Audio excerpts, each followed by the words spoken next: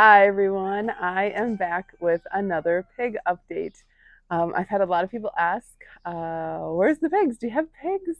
When are you getting pigs? Especially people that give me scraps are like, hey, when can I give you scraps again? Where are the pigs?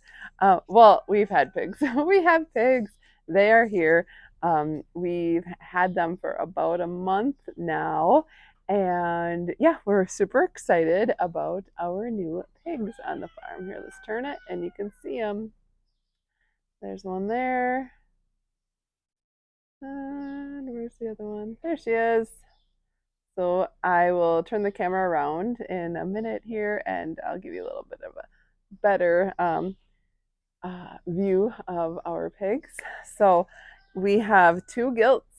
They are, let's see, they were born in the fall. So like October, September, October-ish. And they are big old girls and they are bred and due soon. They are bred due starting either the beginning of July to the end of July. So they're either going to have piglets in the beginning of July or they're going to have them at the end of July. Where we got them from, they have a pasture poultry operation. And so essentially the soonest that they would have been bred is like the 1st of July or the soonest that they would have been due. So it depends on, if their first cycle took or their second. So, but they're definitely bred. They are, I'm not going to get this right. They're a mix between four. It's like Tamworth, Old Spot, Old Burke, Duroc. I don't know. They're all heritage breed. Again, I had to do it on the last video too. I always forget what the four are, but I'll write it down here so that you can see. All old genetics heritage breeds in and yeah, they're mutts. They're a mutt pig, but they are they're bred that way for their excellent meat quality, their hardiness, their good I want to say calving, farrowing. They're and just they're able to pasture raise as well. They do root up a little bit. They have a longer snout. As soon as we got home and saw them, because the kids and I had to be one place at this day, and so Mike went and got them.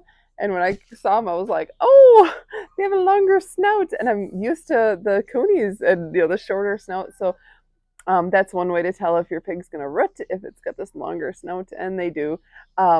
But they're actually not too bad, really. Like I thought, oh, they're gonna like dig their way out because pigs will do that, and they're not. They just dig themselves wallows everywhere, so they're actually not that bad. And I could see if and when we have a different setup where they have more space, they won't be digging that bad. They're really not that bad. In fact, they're not any worse than the coonies were. So I'm like, well, that's not that bad. And yeah, we're really excited. The place we got them from, these are unvaccinated. There is a very closed herd. Herd, is that the right word? Yeah, I think it is. Very closed group of pigs. He had lots of them, and he actually supplied high-end restaurants with high-quality pastured pork. So these are like really high-quality pigs here. But again, not vaccinated, totally pasture raised. They're bred for their hardiness and their conformation. And he handpicked these gilts out for us. He usually doesn't sell bred gilts, but we had gotten a hold of him when we saw a listing, and we could see that this is kind of what we were going for. And he was wonderful to work with. And he was like, "Oh my goodness, someone else that has the same like-minded view on this," and he could see our vision. And he was like, "Yes, I will sell you a bred gilt or two." And he picked out the best ones that he had. And we have a friend that is a commercial hog farmer, big, lots of experience with pigs, and he was very impressed with them and what their conformation. We're not quite there where we're like, yes, that's a good breeder. Like we don't quite know that yet, but we're really happy with them. So yeah. Oh, here comes this one's Dolly right there. And like I said, I'll turn the camera on to give you some better pictures. But it is like 90 plus degrees today, so they're wallowing in their mud hole that we've made them. And we also made a new enclosure here for farrowing. So let me show you that. Here are our girls. Now all muddy like pigs are. This one's Dolly. She is the sweetest one. She right away, like super sweet, loves to be pet, loves attention, super duper sweet. Um, yeah, we really like her. And then over here, we like both of them. She's over here drinking, but again, we made this. We've had the water over here making this as muddy as possible for them. Pigs can't sweat, so this is why they love the mud. Helps them cool off. So this over here is Winona. So we have Dolly and Winona. Mike was so excited to see Winona. He loves old spot pigs, and they're just, it's really hard to get hands on good old spot, old genetics, old spot breed. So when he saw her, he was like, "Yay, she's old spot." She doesn't, or has more of the old spot tendencies. She doesn't have the floppy ears really, but maybe they're still young, so it might happen. But she's got a really curly tail. You can't see it. She's got a long curly tail. So, anyways, that's Winona. This is Dolly, and Winona was the more timid one, but she has gotten much, much better. No, she was never mean or anything. She just was a little standoffish, but now she really loves her scratches as well. All right, so then this is what we have come up with. We had the calf hutch in here, which worked great, and we raised lots of litters in there, but these two are a little bit bigger, and they haven't farrowed before. And even though they're great together, we just don't know how it's going to be if they farrowed together. So what we did is we came up with this. We'll have them each on a run once it's closer, and then we'll have a panel over here, so they won't have a big area for a little while they're having piglets. And they'll each have a big water thing, just like we have two of those.